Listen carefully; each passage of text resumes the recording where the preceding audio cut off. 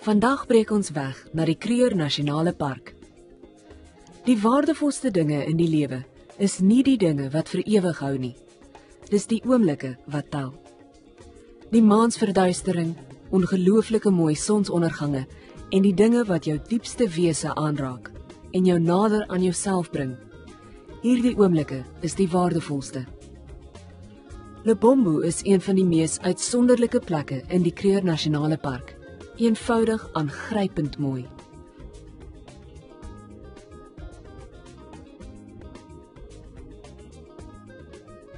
Lebombo beteken rif en is teen die hange waar die oord gesetel is.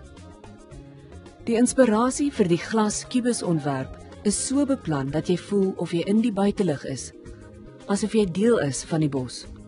Die unieke doel met die ontwerp is om jou sintuie te stimuleer en jou bewus te maak van die omgewing.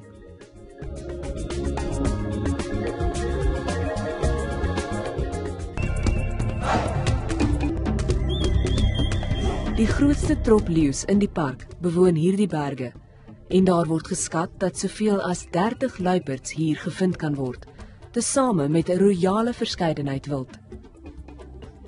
Die behoefte aan goeie wyn wat met goeie kos bedien moet word, het daartoe bygedra dat 'n wynkelder met 'n verskeidenheid wyne van elke kultivar hier beskikbaar is.